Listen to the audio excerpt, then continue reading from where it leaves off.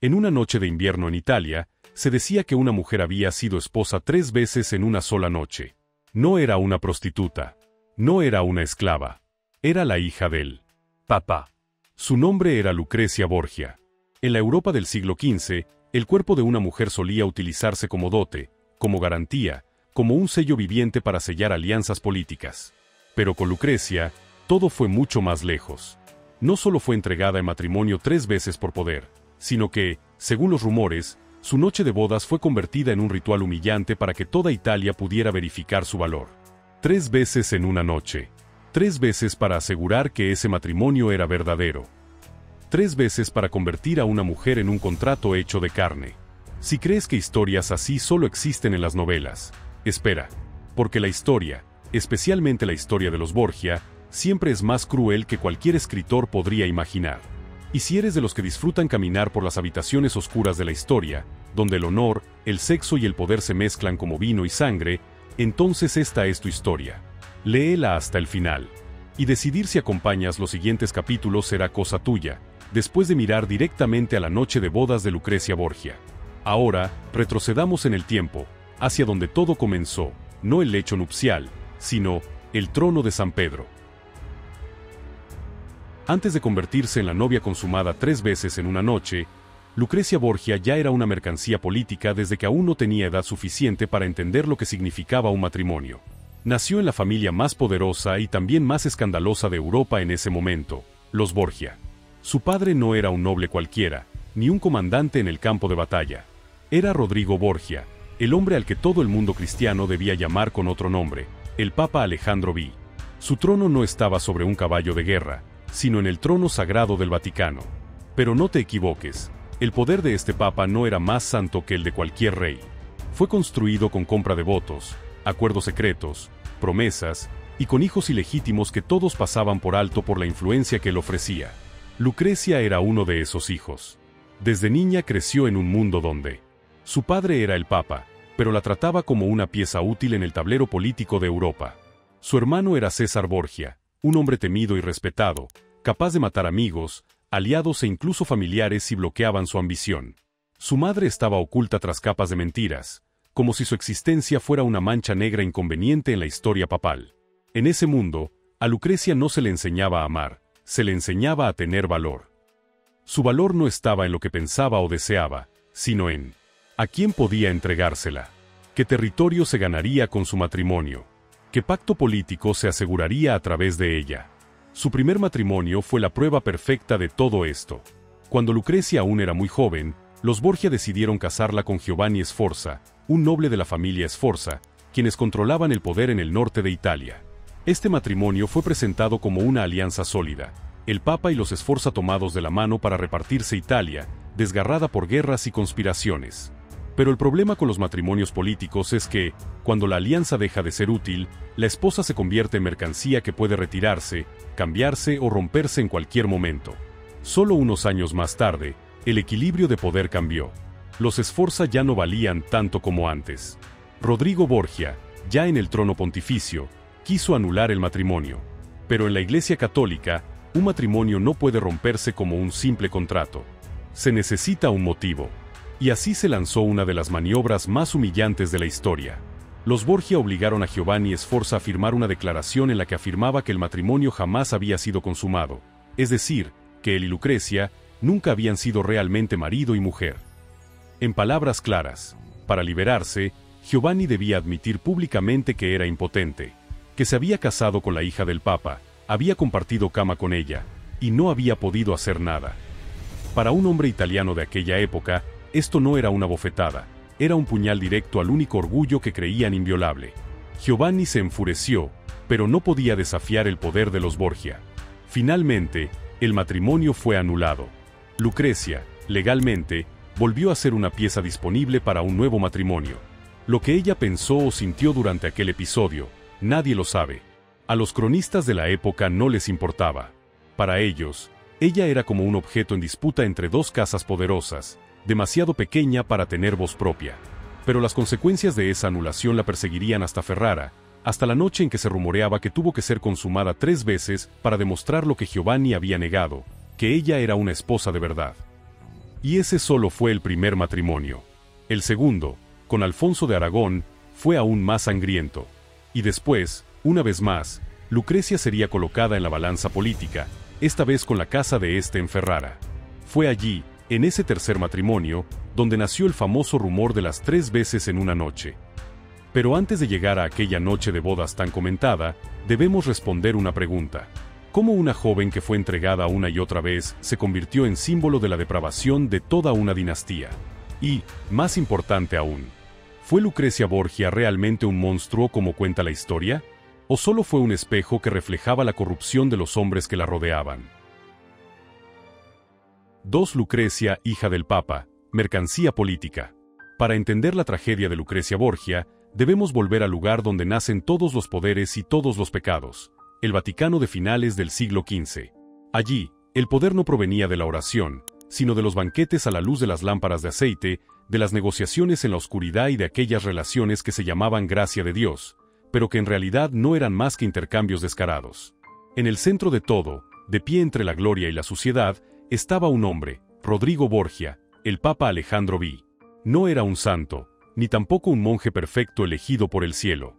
Era alguien que había trepado hasta el trono sagrado con las manos llenas de sangre y monedas imposibles de contar. Pero tenía algo que los papas anteriores nunca habían tenido, una familia a la que colocó por completo sobre el tablero del poder. En esa familia había una muchacha cuyo destino fue más glorioso y más pisoteado que el de cualquiera, Lucrecia Borgia, la hija a la que Rodrigo Borgia amaba a su manera muy particular de político, no porque fuera su niña, sino porque le era útil. Lucrecia creció rodeada de un lujo inimaginable, sedas brillantes venidas de Oriente, anillos de piedras preciosas de Sicilia, paredes cubiertas por pinturas de los artistas más talentosos. Sin embargo, también creció en medio de los susurros venenosos de la nobleza romana, los rumores de que ella y su padre, o ella y su hermano César, tenían relaciones que sobrepasaban todos los límites. Nadie sabía que era verdad. Pero lo que sí existía realmente era el hecho de que su cuerpo siempre era tema de conversación, de análisis, de escrutinio, como si no fuera una persona, sino una pieza de exhibición. Su padre, Rodrigo Borgia, desde muy pronto decidió que Lucrecia sería la pieza más suave pero más letal de su juego. Tenía 2 hijos varones fuertes, Juan, un heredero impreciso, y César, un genio cruel con la ambición de devorarse toda Italia. Pero para aliarse con las familias más poderosas, necesitaba algo que sus hijos varones no podían ofrecer, un matrimonio. Y así, Lucrecia, cuando aún no había cumplido los 14 años, fue colocada sobre el tablero. Su primer matrimonio fue con Giovanni Sforza, un noble de una familia que dominaba el poder en el norte. En aquel entonces, el matrimonio no era amor, sino un pacto político. Lucrecia fue casada en medio de vítores, pero en realidad era entregada como un estandarte para demostrar la conexión entre el Vaticano y los Sforza. Giovanni se sentía orgulloso de casarse con la hija del Papa, mientras Lucrecia solo sabía sentir cuando los adultos decidían su vida. Pero apenas 2 años después, la situación política cambió. La familia Sforza ya no ocupaba el lugar que el Papa deseaba. Rodrigo Borgia, con la frialdad de un jugador de ajedrez, quiso romper el acuerdo de inmediato. El problema era que un matrimonio católico no podía anularse a capricho. Necesitaba un motivo. Y así se lanzó uno de los golpes más humillantes de la historia. Los Borgia obligaron a Giovanni Sforza a firmar una declaración afirmando que su matrimonio nunca había sido consumado. Dicho de la forma más directa, tenía que admitir que era impotente. Giovanni estaba tan furioso que quería desenvainar la espada y matar a alguien, pero el poder del Vaticano en ese momento era más fuerte que cualquier hoja de acero. Fue obligado a confesar su incapacidad ante toda Europa, y el matrimonio fue anulado como si nunca hubiera existido.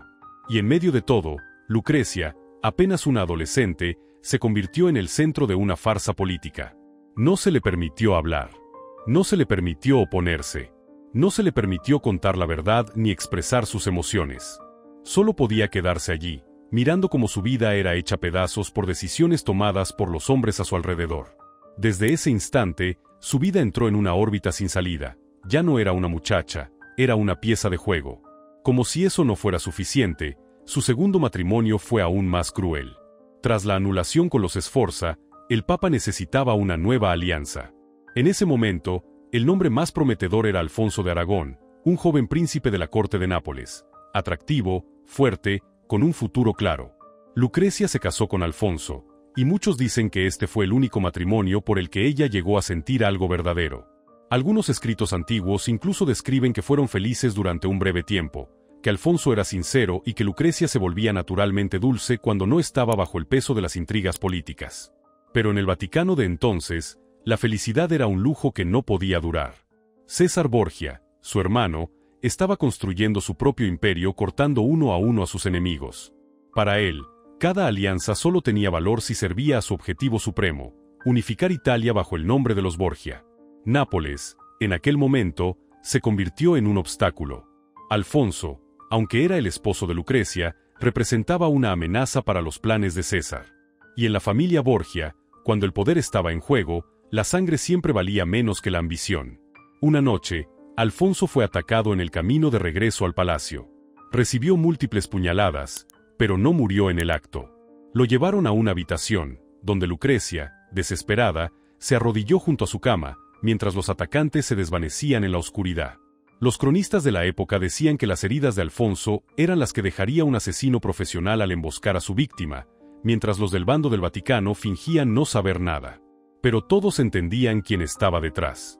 César Borgia nunca dejaba un asunto importante en manos del azar. Al ver que Alfonso aún no había muerto, fue directamente a la habitación donde lo cuidaban. Lucrecia estaba allí, con los ojos llenos de lágrimas, las manos intentando retener la vida de su marido.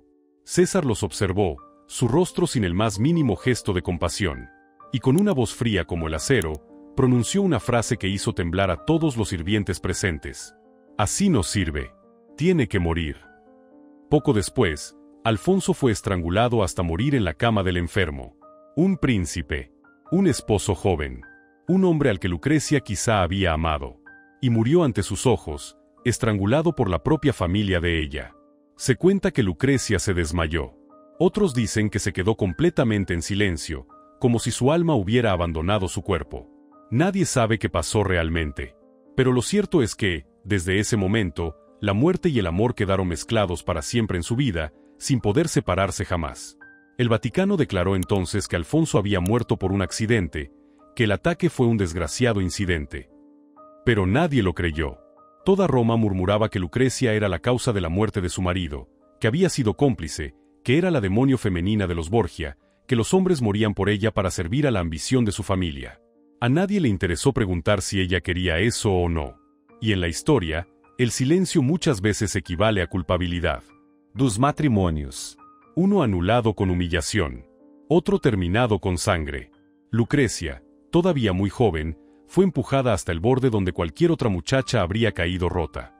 Pero ella siguió en pie, obligada a sonreír, obligada a seguir cumpliendo el plan de su padre y su hermano. Y así, cuando la familia de Ferrara, una de las más orgullosas de Italia, vaciló ante la propuesta de matrimonio de los Borgia, Lucrecia volvió a ser arrastrada al centro del tablero, esta vez como el último regalo diplomático. Los la temían, sentían repulsión por los rumores en torno a ella, pero el príncipe Alfonso de aún tenía que aceptar el matrimonio por interés político. Y fue precisamente en ese tercer matrimonio donde nacieron los rumores más espantosos sobre ella, incluyendo la historia de que tuvo que ser consumada 3 veces en una noche como un ritual para asegurar el valor del matrimonio. Pero antes de entrar en esa noche, debemos entender lo más importante. Lucrecia no era el monstruo que describían los rumores. Era el producto de una familia que consideraba el poder como su propia religión, a los hijos como herramientas y al amor como una debilidad. Era hija del Papa, sí, pero también víctima del mismo trono sagrado en el que su padre se sentaba. Y ahora, cuando era enviada a Ferrara como esposa por tercera vez, ya no era una muchacha ingenua. Era un alma llena de moratones, un símbolo de la humillación y las maniobras políticas. Pero nadie imaginaba que, precisamente desde esos fragmentos rotos, Lucrecia renacería, no como la mujer lujuriosa de las leyendas, sino como una figura mucho más compleja, a la vez víctima y superviviente. La noche de Ferrara se acercaba, y lo cambiaría todo. 3. El pacto con la casa de el tercer matrimonio. Si Roma era el corazón podrido de Italia, Ferrara era uno de los pocos lugares que todavía conservaban el orgullo del Renacimiento, una ciudad de arte, de intelectuales, de fiestas de faroles y de la familia un linaje que había sobrevivido generación tras generación sin ser devorado por máquinas de poder brutales como los Medici o los Sforza. Los se enorgullecían de su independencia, eran ricos, refinados y, sobre todo, Sabía mantenerse lo bastante lejos para no ser usados como peones por el Vaticano, pero lo bastante cerca para beneficiarse cuando hacía falta. Por eso, cuando el nombre Borgia apareció en las negociaciones matrimoniales, Ferrara cayó en lo que los historiadores más tarde llamarían una mezcla de oportunidad de oro y pesadilla envuelta en seda. Porque los Borgia eran la mayor paradoja de la época, eran a la vez regalo y veneno. El Papa Alejandro V, Rodrigo Borgia, estaba en la cumbre de su poder. Su influencia era tan grande que con un solo gesto podía hacer que una ciudad rica quedara exenta de impuestos, o que se convirtiera en cenizas tras un edicto de confiscación. Y poseía algo que la casa de este codiciaba más que el oro: la protección del Vaticano. Sin el apoyo del Papa, Ferrara no era más que una bella ciudad cultural, frágil. Con el respaldo del Papa, Ferrara se transformaba en un tigre con armadura sagrada. Pero junto a ese regalo venía el veneno al que ninguna familia italiana quería acercarse: la historia sangrienta de los Borgia, las sospechas de incesto, las muertes misteriosas, los envenenamientos, la crueldad de César Borgia y, especialmente, la reputación maldita de Lucrecia, la hija sobre la que toda Europa murmuraba como si fuera una Lilith del Renacimiento. Ferrara sabía que, si se unía a los Borgia, obtendría un poder sin igual, pero también que podía hundirse con ellos. Jamás su matrimonio había hecho dudar tanto a la casa de este. Cuando la delegación del Papa envió la primera carta proponiendo casar a Lucrecia con Alfonso de Este, primogénito del duque Ercole, y la corte de Ferrara entró en una tormenta silenciosa. No una tormenta en las calles, sino en las salas de mármol donde los hombres que llevaban sobre sus hombros el trono y el honor de la familia debatían una decisión capaz de cambiar el destino de todo su linaje. «Quieren que nos casemos con la hija de Alejandro V», dijo un noble de Ferrara, con una voz que mezclaba sorpresa y desprecio. «La hija de los Borgia. ¿Entendéis lo que significa? Significa traer una tigresa al corazón de nuestro palacio». Otro añadió, con tono sarcástico: «O una botella de veneno. De eso les sobra a los Borgia». Pero entonces habló el duque Ercole y, jefe de la familia, con voz grave y pausada: «Pero también tienen toda Italia». Esa frase hizo que la sala quedara en silencio. Porque todos entendían, por muy despreciados que fueran los Borgia, por muchos rumores de orgías a la luz de lámparas en el Vaticano, por más que César Borgia fuera llamado con apodos que helaban la sangre de los guerreros, su poder seguía siendo algo que cualquier familia prudente debía temer. Con solo que el Papa se pusiera de su parte, Ferrara quedaría protegida de viejos enemigos: Venecia, Milán, incluso Nápoles. Un matrimonio con Lucrecia Borgia podría garantizar la supervivencia de los Este al menos durante una generación más. El precio, sin embargo, era ella. Alfonso de Este, príncipe de Ferrara, no era un hombre soñador amante de la poesía o las palabras galantes. Era alto, fuerte, con unos ojos grises que siempre parecían mirar un campo de batalla, no un salón de baile. Era diestro a caballo, experto en el arco, conocedor de la técnica militar y sin mucho tiempo para historias románticas. Cuando escuchó que podía casarse con la hija del Papa, no se estremeció ni se entusiasmó. Solo hizo 3 preguntas. ¿Nos conviene? ¿Es peligroso? No hay otra opción. Esas 3 preguntas retratan su naturaleza: pragmático, racional y difícil de seducir con el brillo del poder. Pero, precisamente por eso, fue aún más cauteloso. Nadie en Ferrara ignoraba la fama de Lucrecia, que si envenenaba a sus maridos, que si tenía relaciones incestuosas con su padre y su hermano, que si participaba en fiestas depravadas en el Vaticano. Por supuesto, la mayoría de aquello era exageración o calumnia, pero en la Italia de aquella época, un rumor valía a menudo más que la verdad.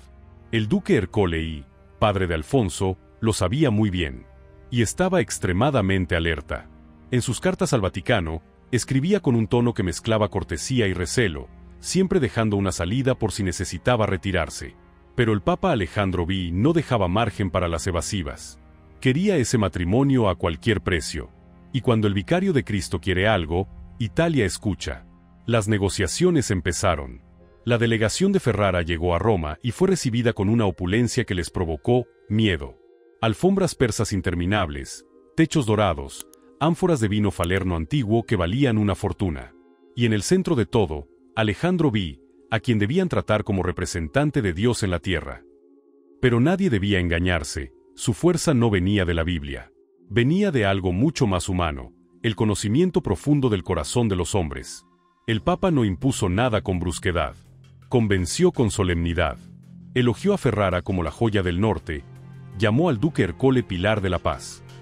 Habló del futuro, de la prosperidad, de una Italia unida bajo la luz de Dios, que en realidad era la sombra de su propio poder. Luego habló de Lucrecia. Dijo que ella era piadosa, dulce, instruida. La describió como una encarnación de la pureza, lo que obligó a los delegados de Ferrara a esforzarse para que sus rostros no delataran una sonrisa irónica. Pero sabían que burlarse de la hija del Papa era un suicidio político. En realidad, lo que hacía dudar a Ferrara no era Lucrecia como persona, sino su historia. 2 matrimonios previos, uno anulado obligando al marido a admitir su impotencia, otro que terminó bañado en sangre. Y la sombra de César Borgia a su lado, un hombre que mataba sin parpadear. ¿Quién querría tomar por esposa a una mujer cuya vida venía acompañada por la muerte, como parte de su dote? Aún así, el matrimonio se fue convirtiendo en una realidad, porque entre el miedo y el beneficio casi siempre gana. El punto clave de la negociación fue la dote. Para borrar el miedo al pasado de Lucrecia, Alejandro V hizo algo que pocos papas se habrían atrevido a hacer: ofreció una dote colosal que incluía dinero en oro, tierra, el derecho sobre el comercio de la sal, y privilegios comerciales especiales.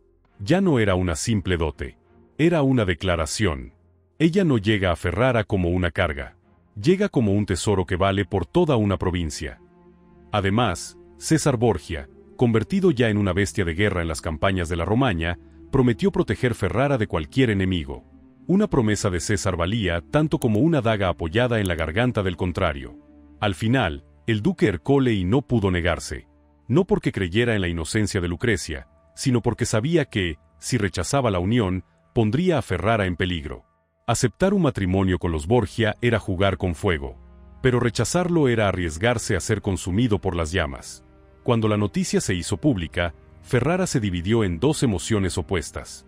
Los pragmáticos suspiraron aliviados: los Borgia nos protegerán. Los amantes del honor se indignaron: una novia Borgia traerá deshonra a la casa de este. El día en que la comitiva de Lucrecia se preparaba para abandonar Roma, la gente se alineó a lo largo del camino para verla por última vez. Muchos arrojaron flores. Muchos lanzaron maldiciones.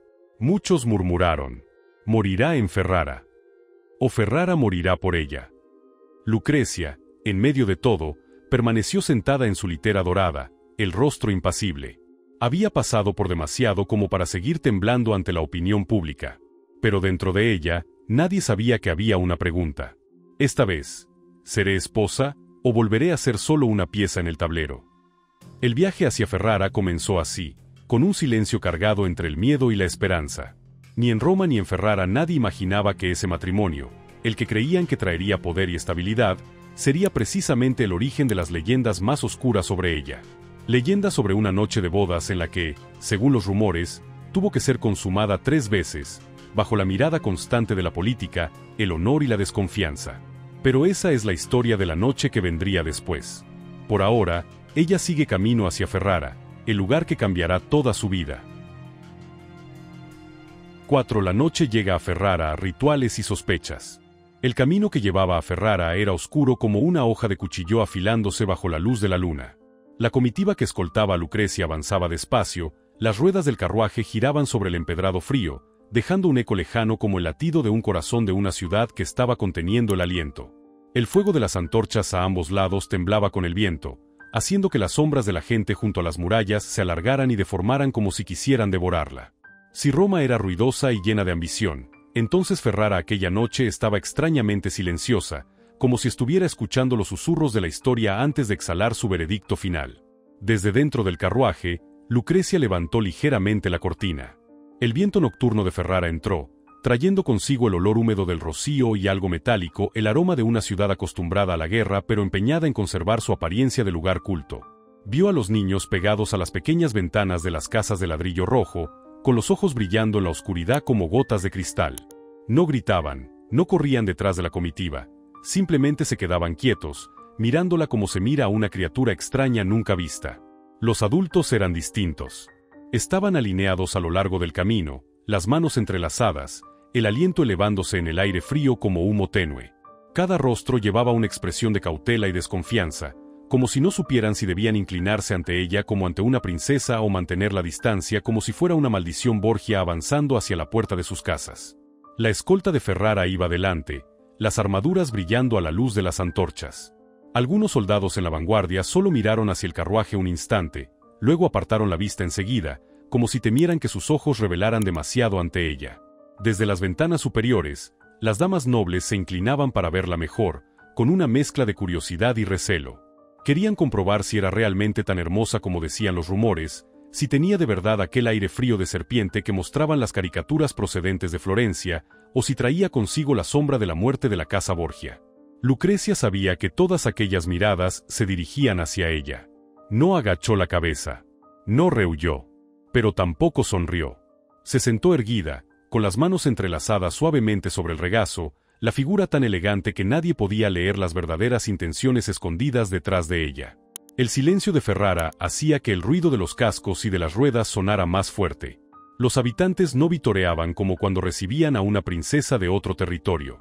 Solo observaban, como si asistieran a un antiguo ritual que todos conocían. Hoy no era simplemente el día en que una novia llegaba a una nueva ciudad. Hoy, Ferrara recibía un tratado viviente, un pacto en el que la sangre, el oro y el poder se ponían sobre sus hombros. Y precisamente ese silencio hizo que el corazón de Lucrecia se encogiera un poco. Roma era ruidosa. El Vaticano era pura intriga. Pero Ferrara estaba en silencio. Y aquel silencio, lo entendió, era mucho más peligroso. Cuando la comitiva llegó cerca de la puerta del Palacio Ducal, los tambores sonaron por primera vez en la noche. No de forma festiva, ni titubeante, sino pesados, regulares y fríos como el latido de un dios a punto de juzgar. Bajo la luz amarillenta de las antorchas, la puerta dejó ver un muro alto como una fortaleza, mezcla de guerra y arte, reflejo claro de la tradición de la familia Este. Eran bellos y eran peligrosos. Lucrecia bajó del carruaje. Sus pies tocaron el pavimento antiguo, y en ese instante comprendió con claridad una cosa. Todas las miradas que convergían en ella eran como cientos de flechas listas para disparar. Nadie en Ferrara la deseaba realmente. Deseaban el poder que traía consigo. En cuanto a ella, solo la aceptaban como se acepta una tormenta que va a pasar. No se puede evitar, solo soportar. Una capa larga de color azul oscuro le fue presentada por una doncella de Ferrara.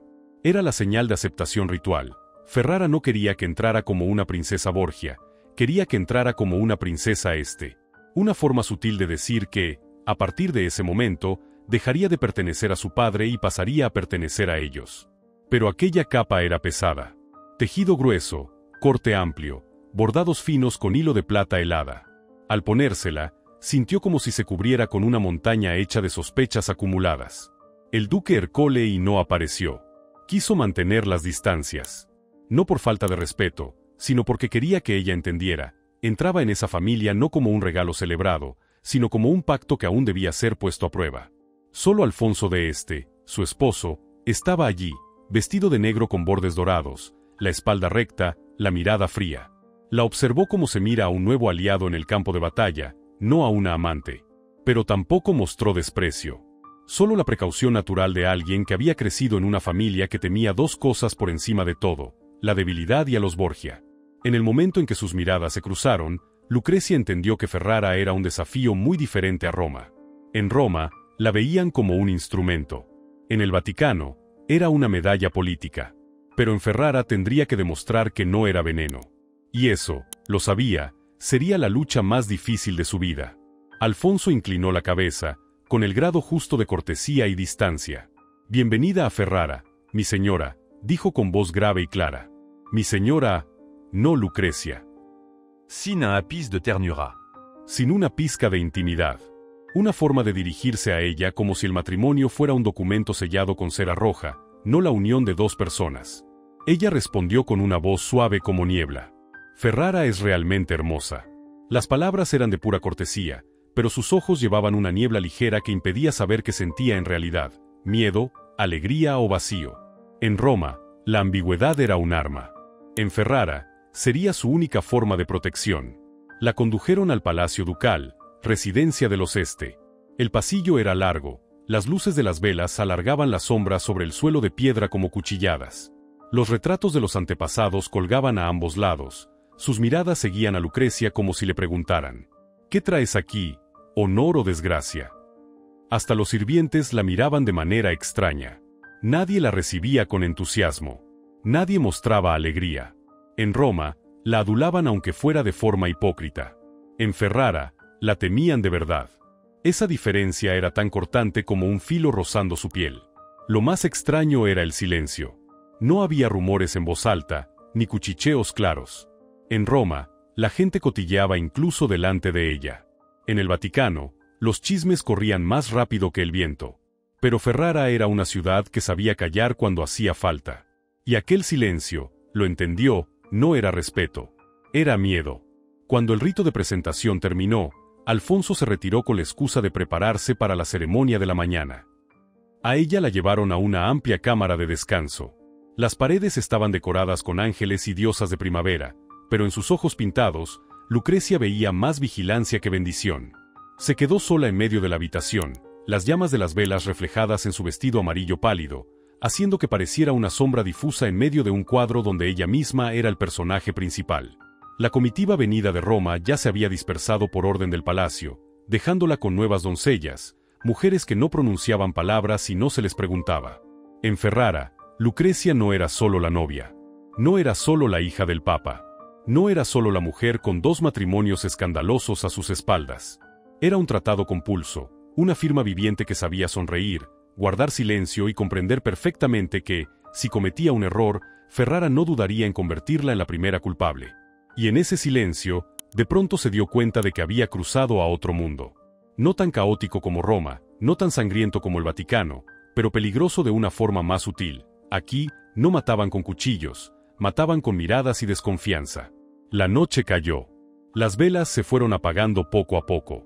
Ella se quedó de pie junto a la ventana, mirando a una Ferrara dormida. Una ciudad hermosa, tranquila y llena de secretos. Y entendió que, a partir del día siguiente, tendría que luchar para sobrevivir allí. No con intrigas como su padre. No con sangre como su hermano. Sino con la misma quietud, suavidad y agudeza de una mujer que ya había sido vendida 2 veces y que ahora se preparaba para entrar en una noche decisiva llamada Ferrara. Hubo 3 veces en una noche el ritual humillante. La noche de Ferrara cayó lentamente, como un pesado telón de terciopelo que cubre todos los susurros y todas las miradas desconfiadas. La luz de cientos de candelabros alineados por los pasillos del Palacio Ducal se reflejaba en las bóvedas, creando puntos de luz temblorosos como almas agitadas por el viento. Aquella noche, decían, era la noche de bodas. Pero para Ferrara, la noche de bodas no era solo el rito de 2 personas. Era un ritual político, una prueba, una evidencia, una promesa que debía ser confirmada. Y Lucrecia, la novia que llevaba el apellido Borgia, entendía que esa noche no la esperaban como se espera la felicidad. La esperaban como se espera un informe. Un evento que debía ser gestionado, registrado, demostrado. Todo nacía de su pasado. En la historia de las familias italianas, no hubo muchacha a la que se examinara cada respiración como a Lucrecia Borgia. Tenía apenas 14 años cuando se casó por primera vez con Giovanni Sforza, un matrimonio que el Vaticano firmó con pluma de oro y que el mismo Vaticano anuló con una puñalada envenenada al honor. Cuando el Papa Alejandro V quiso librarse de la alianza con los Sforza, obligaron a Giovanni a firmar una declaración afirmando que el matrimonio nunca había sido consumado, que él mismo no era capaz de ser marido. Giovanni Sforza, por miedo, rabia y porque lo habían arrinconado, firmó. Y en cuanto lo hizo, toda Italia lo llamó impotente. Y acto seguido, la misma Italia se volvió contra Lucrecia, acusándola de no ser pura, de ser una mujer que nadie quería tocar, el centro de todos los rumores de incesto y lujuria. Aquella humillación se convirtió en una lanza clavada en su honor. Todas las acusaciones, fueran ciertas o no, se transformaron en una carga que hizo que cada matrimonio posterior pareciera un juicio público. La segunda vez, se casó con Alfonso de Aragón. En esa ocasión, no la culparon a ella. Pero Alfonso fue asesinado en la oscuridad de la noche, y Roma susurraba el nombre de César, su hermano, como una sombra detrás de esa muerte. Y cuando una novia con 2 matrimonios cargados de sospechas llega a Ferrara, ¿qué sucede? La gente se obsesiona. La gente desconfía.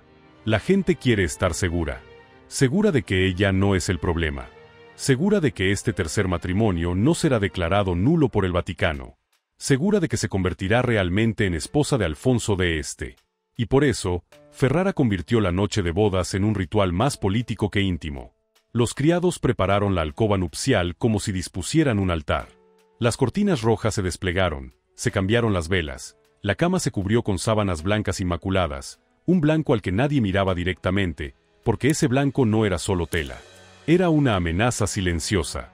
Un laken de prueba, la sábana destinada a demostrar que el matrimonio había sido consumado, fue colocada con cuidado al pie de la cama. Nadie dijo nada, pero todos conocían su propósito. Lucrecia entró en aquella habitación deslumbrante como si cruzara entre dos mundos. De un lado, la tradición de los Este, solemne, refinada, llena de normas. Del otro, la cadena de escándalos provenientes de Roma, pegada a su piel como una sombra. Ferrara intentaba ocultar su recelo bajo la etiqueta, pero las miradas lo confesaban todo. Una doncella que ajustaba la cinta de su capa murmuró en voz baja: «Mi señora, en Ferrara, valoramos mucho el honor». La frase era suave, cortés, pero detrás de ella había una capa de significado tan afilada como un cuchillo. Esta noche, debe demostrar que no nos trae deshonra. Lo más triste era que Lucrecia no se enfadó. No protestó. No lloró como la muchacha de 13 años que había sido vendida por primera vez por motivos políticos. Permaneció inmóvil, como una estatua de mármol, la espalda recta, el cuello erguido, la mirada dulce, pero por dentro, un escalofrío le recorría la columna. Porque sabía que lo que estaba a punto de suceder no tenía que ver con ella y Alfonso. Era asunto de Ferrara. Del Vaticano. De toda Italia. Su cuerpo no era más que un certificado. En la habitación contigua ya se había reunido gente. No invitados. No familiar. Sino testigos. Un médico de la familia Este. Una doncella de confianza de la duquesa Isabella. Un sirviente de mediana edad que llevaba más de 40 años al servicio de la casa. Un representante diplomático de Mantua, que estaba en la corte por casualidad y que fue invitado a atestiguar la transparencia del ritual. No mirarían dentro de la alcoba nupcial, eso Ferrara nunca lo haría. Pero esperarían. Esperarían una señal. Esperarían la sábana. Esperarían noticias. Esperarían para poder decir al mundo: el matrimonio ha sido consumado. No existe motivo para anularlo. Nadie lo decía abiertamente, pero todos sabían que estaban esperando con el mismo nerviosismo con que se espera un veredicto. La puerta se cerró. Alfonso se encontró frente a ella, la luz de las velas reflejada en los bordes dorados de su ropa, dándole un aire a la vez noble y tenso. No era un hombre cruel. No era alguien que deseara humillarla. Pero había nacido en la casa de Este, donde el honor es tan vital como el aire. Y sabía que esa noche no eran solo dos personas. Inspiró profundamente. «Mi señora, están esperando», dijo. Lucrecia lo miró, sus ojos de un tono dorado suave como miel a la luz de las llamas. «Lo sé», respondió, sin temblor en la voz, sin lágrimas. Solo el cansancio en cada palabra, el cansancio de quien ha vivido ya 2 matrimonios deformados por la política. En ese instante, Alfonso se sintió extrañamente incómodo. Era guerrero. Era príncipe. Había sido entrenado para montar a caballo y proteger Ferrara.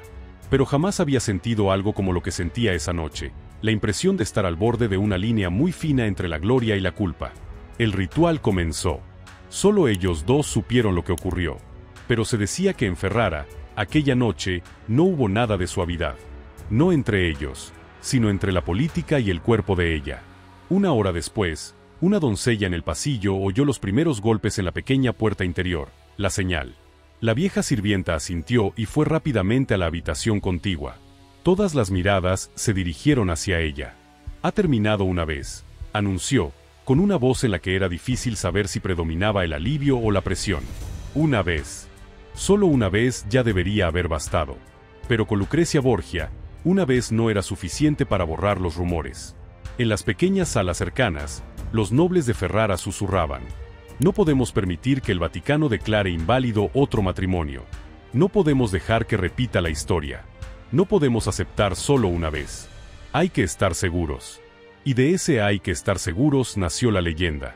Cerca de las 2 de la madrugada, sonaron los segundos golpes. El médico tomó nota. La sirvienta volvió a asentir. El embajador de Mantua frunció el ceño, pero registró el hecho. «Segunda vez», informó la sirvienta. Nadie sabía que sentía Lucrecia en la habitación. Solo se sabía que no lloró. No gritó. No se quejó. Era como si se hubiera separado de su propio cuerpo, como si ya no fuera la mujer en su noche de bodas, sino un tratado que estaba siendo sellado. Cerca del amanecer, el reloj del palacio dio 3 campanadas suaves, graves y frías como el aliento del alba. Y entonces, Se escuchó el tercer golpe. Lento. Cansado. Pero claro, el médico fue el primero en levantarse. Miró a todos los presentes y pronunció la frase que Ferrara no olvidaría jamás. 3 veces. En una noche. La noticia se propagó como el viento. De la sala de espera al pasillo. Del pasillo a la habitación privada de la duquesa Isabella. De Isabella al duque Ercole. Y de allí, se extendió por toda Ferrara como una pequeña victoria en la Guerra del Honor. Aquella noche, Lucrecia Borgia, la mujer a la que habían llamado bruja, veneno, hija maldita, fue confirmada por Ferrara. No con elogios, no con coronas de flores, sino con 3 señales en la noche de bodas. Nadie sabe si la leyenda nació de la verdad o de la exageración de quienes querían proteger el prestigio de la familia. Tal vez fue solo una vez. Tal vez 2. Tal vez 3. Tal vez nadie necesitara probar nada. Pero la Italia de entonces prefería las historias simbólicas a la verdad. La leyenda de las 3 veces en una noche se extendió, convertida en prueba de que Ferrara no se había casado con deshonra, de que Lucrecia no era el desastre que se decía, de que aquel matrimonio se había cumplido de una forma que nadie pudiera cuestionar.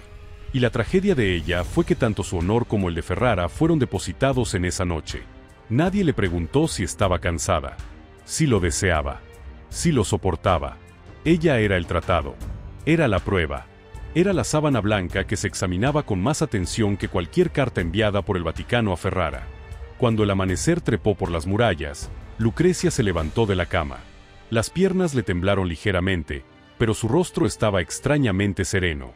No porque fuera feliz, sino porque al fin se había retirado un peso. Ferrara ya no la miraría con una desconfianza absoluta. El Vaticano no podría declarar nulo este matrimonio. El honor de los Este quedaba intacto. Y ella, aunque había sido usada como instrumento, había sobrevivido a la noche más peligrosa de su vida. En el espejo de bronce, se vio reflejada. Una mujer joven, de ojos cansados, pero viva, todavía viva, aunque toda Europa hubiera puesto sus expectativas y su presión sobre su cuerpo. La noche de Ferrara terminó así. No con amor, no con romanticismo, sino con una leyenda vergonzosa que la acompañaría el resto de sus días. A la mañana siguiente, cuando el sol iluminó los tejados rojos de Ferrara y llevó el primer calor hasta la plaza de San Giorgio, la historia de 3 veces en una noche ya no estaba limitada a los muros del palacio. Se extendió como un viento que trae el olor del vino nuevo, y luego como una chispa que prende la paja seca, ardiente, rápida e imposible de controlar. Los comerciantes de Verona se la contaron a sus colegas de Mantua. Los diplomáticos enviaron cartas secretas a Florencia. Las sirvientas cuchichearon en la cocina, y los niños la aprendieron con sus oídos afilados. Y solo un día después, Italia, tan aficionada a las historias con olor a escándalo, había convertido aquella noche en leyenda. Una leyenda mezclada de curiosidad, desprecio y un deseo voraz de saber más detalles. Cada uno añadía su granito de sal, un susurro más, una exageración más. En Venecia, se burlaban. La hija del Papa es fuerte como un corcel español. En Florencia, se mofaban. Ferrara ha conseguido un tesoro, el tesoro de la resistencia. En Nápoles, algunos se compadecían. Hasta una copa de oro puede usarse como vaso de barro. Pero nadie conocía la verdad. Nadie sabía cómo había vivido Lucrecia aquella noche. Y nadie quería saberlo. Porque la Europa del Renacimiento era así. Las mujeres hermosas eran adoradas en los cuadros, y luego destruidas con rumores. Pero en Ferrara, las cosas siguieron un camino completamente distinto. Tras la noche de bodas, cuando la noticia se difundió, el aire de sospecha que la rodeaba se deshizo como la niebla bajo el sol.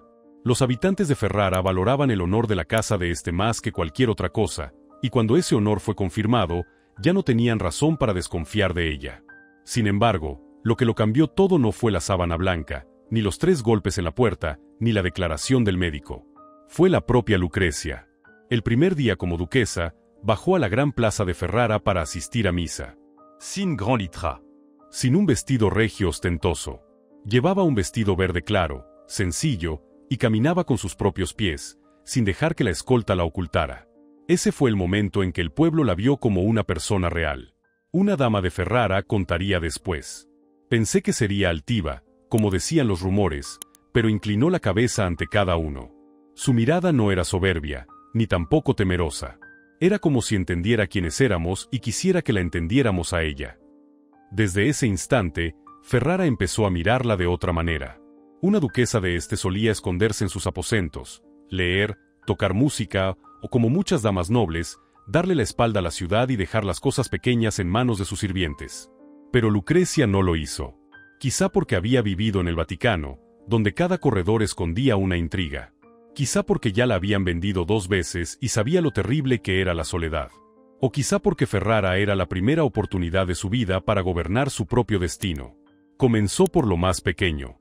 Las monjas del convento de Corpus Domini, donde, años después, reposarían sus restos, contaron que durante los primeros meses, Lucrecia solía visitarlas en silencio.